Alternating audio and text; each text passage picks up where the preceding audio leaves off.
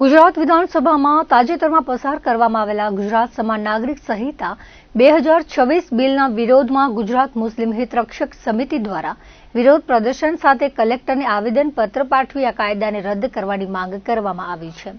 સમિતિના કન્વીનર મૌલાના ખાદિમ લાલપુરી અને વહીવટી પાંખના સભ્યો દ્વારા રજૂ કરવામાં આવેલા આ આવેદનમાં જણાવાયું છે કે 25 માર્ચના રોજ બહુમતીથી પસાર કરાયેલો આ બિલ મુસ્લિમ સમુદાયના પર્સનલ લો અને ધાર્મિક સ્વતંત્રતા પર સીધો પ્રહાર છે. સમિતિએ આક્ષેપ કર્યો છે કે આ કાયદો ભારતીય બંધારણની કલમ 14 અને 25 હેઠળ મળેલા મૂળભૂત અધિકારોનું ઉલ્લંઘન કરે છે. આ સંહિતામાં અનુસૂચિત આદિજાતિના સભ્યો અને પરંપરાગત અધિકારો ધરાવતા અમુક સમૂહોને બાકાત રાખવામાં આવ્યા છે, જે સ્પષ્ટપણે અસમાનતા દર્શાવે છે.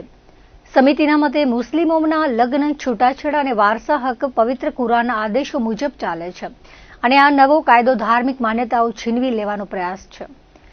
વધુમાં આવેદનપત્રમાં લિવ ઇન રિલેશનશીપની નોંધણીને ફરજિયાત બનાવતી જોગવાઈઓ સામે પણ સખત વાંધો ઉઠાવવામાં આવ્યો છે અને તેને સામાજિક મૂલ્યોની વિરુદ્ધ ગણાવવામાં આવી છે.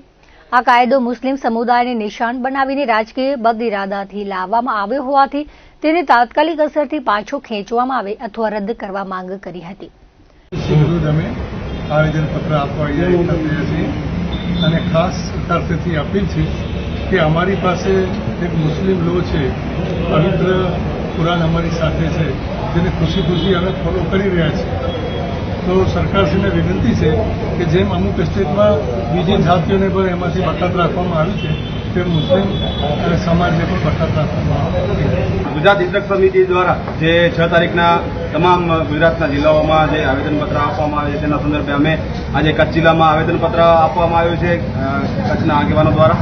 તો આ આવેદનપત્ર યુસીસી માટે છે. ગુજરાત સરકારે જે 2026માં જે લાગુ કરવામાં જે આવ્યો છે બિલ યુસીસી માટે, તેના માટે આજ રજૂઆત કરવામાં આવી હતી. એ રજૂઆતમાં એમ છે કે યુસીસી જે છે ક્યાં ને ક્યાં મુસ્લિમ સમાજના ક્યાં ને ક્યાં શરિયત અને હુકુમો તરાપ મારી રહ્યો છે.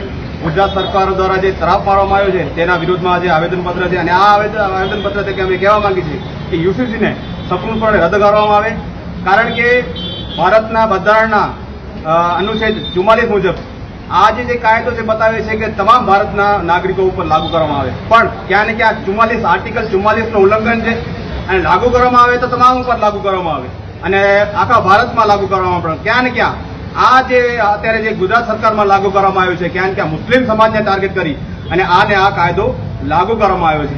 એની સાથે આ જે યુસીસી છે એમાં વારસા હક અને લિવ ઇન રિલેશનશીપ અને તેને પ્રાધાન્ય આપવામાં આવ્યો છે. તો કે આ જે લિવ ઇન રિલેશન છે એને પણ સમજવાની જરૂર છે, કારણ કે આ જે લિવ ઇન રિલેશન છે ક્યાં ને ક્યાં આપણી સંસ્કૃતિના ખિલાફ જઈ શકે.